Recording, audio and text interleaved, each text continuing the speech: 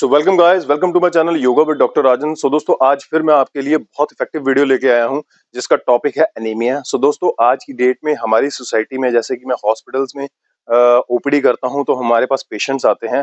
तो कई वुमेन्स, कई मेंस, कई बच्चे एनीमिया से पीड़ित होते हैं।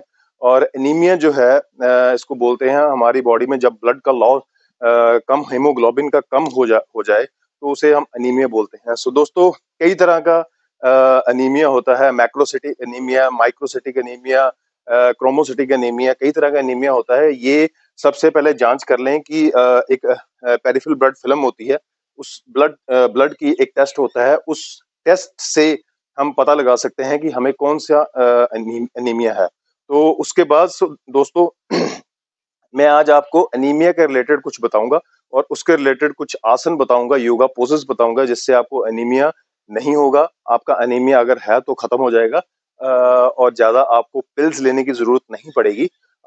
इनिशियली आप थोड़ी सी पिल्स ले सकते हैं, उसके बाद धीरे धीरे धीरे बंद हो जाएगी।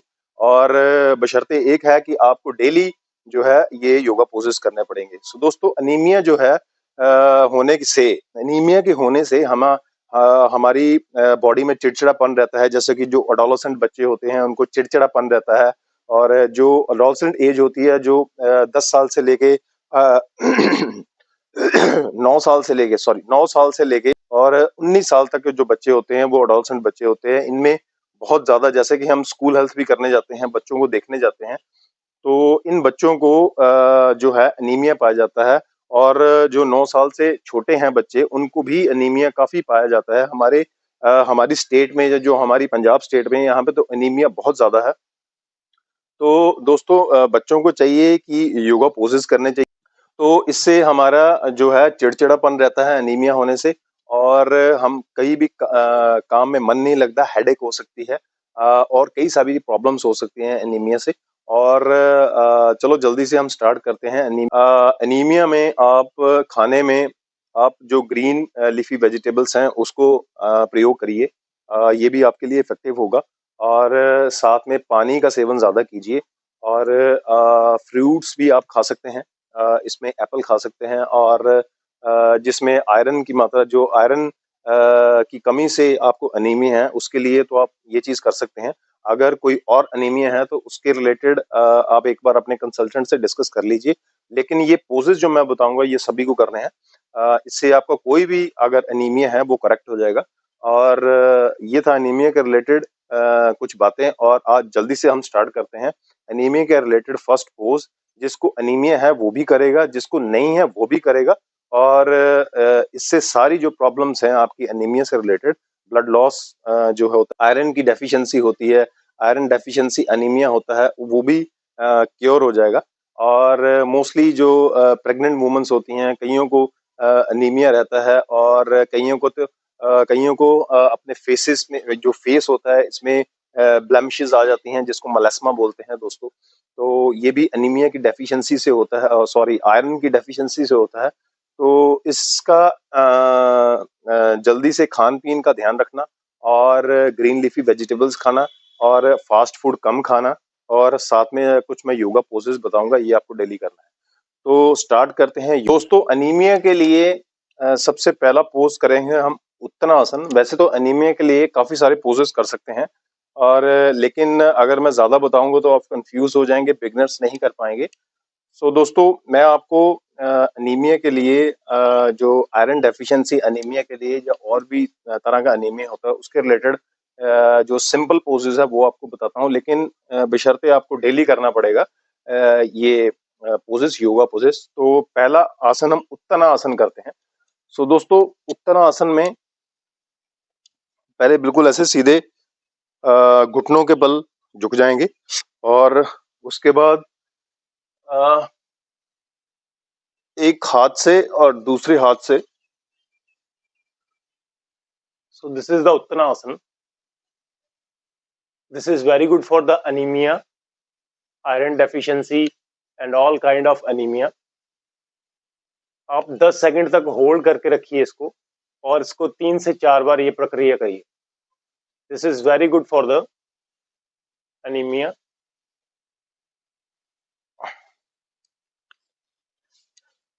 दोस्तों ये है एक पोज एनीमिया के लिए। तो आप 3 से 4 बार कर सकते हैं 10-10 सेकंड का होल्ड करके, और ये आपको काफी इफेक्टिव रहेगा।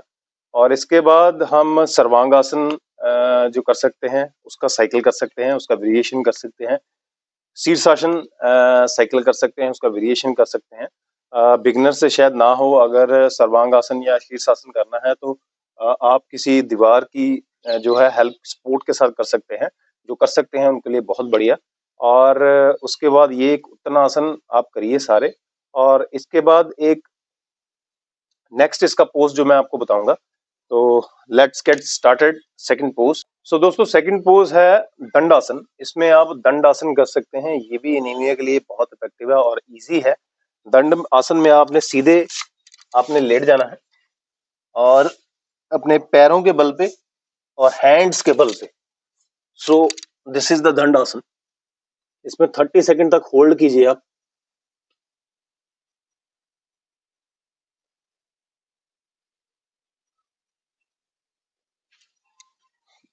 इसको भी आप 4 से 5 बार कर सकते हैं दंड आसन। और दोस्तों ये 2 आसन कीजिए, बहुत ही सिंपल है और बहुत ही इफेक्टिव है। और उसके बाद मैं आपको एक नाड़ी शोधन प्राणायाम इसमें भी कर सकते हैं, जो कि लास्ट है। ये 3 आप डेली कीजिए, इससे आपको बहुत इफेक्ट मिलेगा और बहुत फायदा होगा। थर्ड आसन जो है वो नाड़ी शोधन प्राणायाम है। प्राणायाम में भी आप कपालभाति अनुलोम विलोम कर सकते हैं, लेकिन नाड़ी शोधन प्राणायाम जो है वो बहुत ही इफेक्टिव है, बहुत ही इफेक्टिव है। तो नाड़ी शोधन प्राणायाम, जैसे कि मैंने अपनी पिछली वीडियोस में शोधन प्राणायाम कैसे करना है, इसमें एक नॉस्ट्रल से इनहेल करना है, दूसरे नॉस्ट्रल से एक्सहेल करना है। तो इसकी प्रक्रिया ऐसे है, जैसे थंब से आप एक नॉस्ट्रल को क्लोज कर लेंगे और दूसरे नॉस्ट्रल से आप जो है इनहेल करेंगे।